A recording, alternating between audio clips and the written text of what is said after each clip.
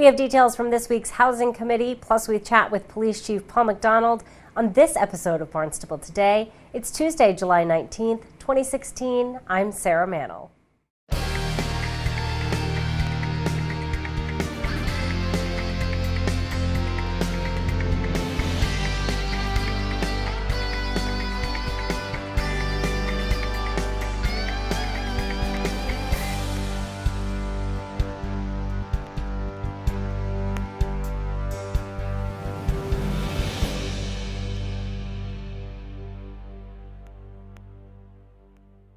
A project to bring affordable housing to Barnstable is moving forward. Housing Coordinator Arden Cadron updated the Housing Committee on the status of the project during this morning's Housing Committee. Happenings, Village Green 2, so that's the second phase of the Village Green, which is on Independence Drive. It's a 100% affordable development. There's going to be 62 new rental units. They're having an information session here at Town Hall on August 18th. The applications will be open August and September.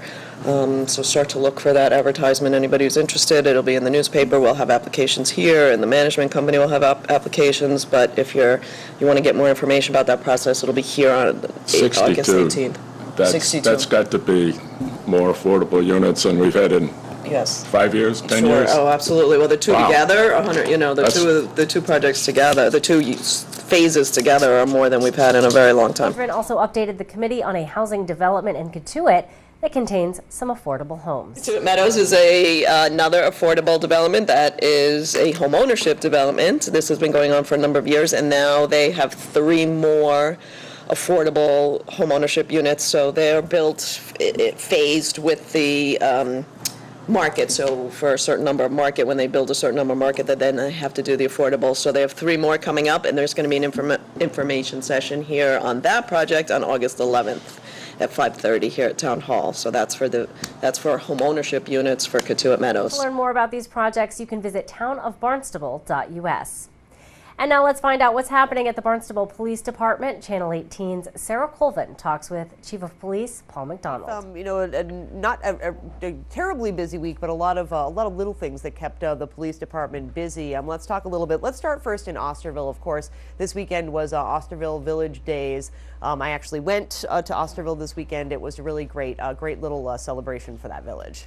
This is a great day in Osterville. It's a beautiful village, and every summer it starts off, 8 o'clock in the morning. They have their 5K run, which starts right there in Weano Avenue, runs down to Seaview, back up Parker Road.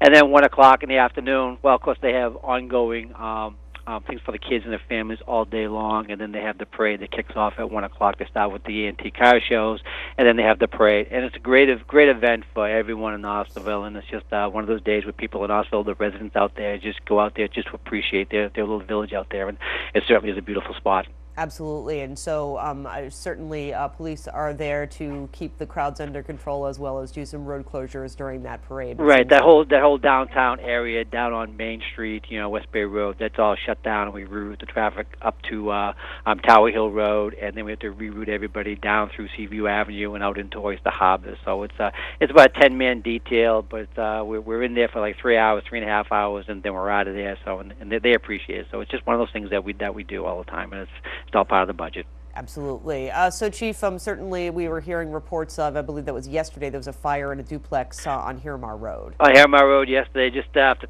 2 o'clock in the afternoon, there was a fire down at, I believe, 32 Miramar Road. The fire started up in the upstairs. We talked to homeowners. Everybody was able to get out of the apartment. The first 2 officers responded. They found one gentleman trying to get back into the house on the upstairs because he had a couple of dogs in there. They were able to get the dogs out, so fortunately nobody was hurt. We do not believe it was suspicious in nature. Talking to the homeowner from the day before, said he had a problem with one electrical outlet, so we believe one of the wires were arcing, which probably had caused the fire. So nothing suspicious. But the house, because of the smoke damage and the water damage and the fire damage, the house is probably going to be a total loss. Oh, that's unfortunate. It is unfortunate, especially for those folks down there. They're the least ones that can afford for this to happen to them. So. Absolutely. So, Chief, but I think the good thing you said, no one was hurt. Correct? No one was hurt. The animals were out. Everybody was out. It's just too bad. Absolutely. Chief, let's talk a little bit about Long Beach Road. You say that there were some new patrols going on down there? New patrols out there. We tried something different. We've had a couple of complaints over the summer from the residents of Long Beach Road. As you know, first there's a parking issue down there. There's only 2 lots down there off of Long Beach Road. They fill up very, very quickly. Yes, they do. And then individuals will go down to the all the way down to the end of the dead end road. They drop people off, and they get their coolers. They get out. They get everything they need for the beach, and they head out to the beach to spend the day out there. And now a new phenomenon which has happened last summer, a little bit this summer, is people coming in via boats. They're dropping people off, and it's being a little bit, a little overly crowded. People, again, they're now playing by the rules. A lot of drinking out there. Been a couple of minor incidents of assaults out there. So we started a new patrol this weekend with the ATVs. We have the ATVs. We deploy them from Craigville Beach, and they drive down onto Long Beach Road, and they spend 5 or 6 hours down there. And it worked out very, very well. The people who live along Beach Road, they're greatly appreciative. And the people who are at the beach down there, they think they have a private spot. It's secluded. There's no one down there. There's no lifeguards down there, but now it's kind of being taken over, so they appreciate the police presence down there. And it worked out very well. Unfortunately, there were no arrests, so that worked out well for us. Well, that's good. And Chief, I have to say that like many, Long Beach is one of my absolute favorite places to go, and certainly have noticed an uptick in the activity that you're describing. Right. And it is definitely more pleasurable when it is a little more quiet. And that's what we're looking for. We're not trying to dissuade anybody from using the beach. That's what the beach is there for. But there are rules. Everybody has to play by the same set of rules. People go out there, they have a couple of beers. Next thing you know, they're drunk and they're acting like fools, and then the police have to get involved. Unfortunately. Certainly, and we certainly don't want that. Oh, so Exactly. Chief, what else kept you guys busy over the past week? Unfortunately, Friday afternoon we had a drowning just about 3:30 in the afternoon down off of Coville's Beach. A gentleman in his early 80s went in for a dip. We're not exactly sure what happened, if he had a medical condition or if he drowned once he was in the water. He was brought to the hospital. He was pronounced dead. Our detectives unit, the Mass State Police, are doing a follow-up investigation trying to determine the cause of death. Nothing is suspicious there, but we still have to find out what the cause of death. And right now, all our not all, but the officers out in the outside patrols, they are off for the house on Old Stage Road. They're currently investigating another overdose death there. I believe this is our 12th overdose since January 1st of this year. A 22-year-old subject. They went down this morning to wake him up. I was unconscious. He still had a needle in his hand. He overdosed. He's passed away for quite some time. They're investigating that now. They do not believe anything suspicious, except for the fact that probably is most definitely an overdose. So they're off with that as we speak. Sure, and that's unfortunate. So if we're looking at a number of 12, Chief, since the beginning of the year, yes. How does that compare to previous years? That almost seems like a lower number. No, it's higher. Well, it is. Okay. I'm sorry. Number 12 for the overdose. It is down. The number of overdoses are down. They're down probably 60% of where they were last year for the overdoses, but the number of fatalities is actually up. Okay. Which means, it's the dosage that they're using, or they inject themselves with fentanyl.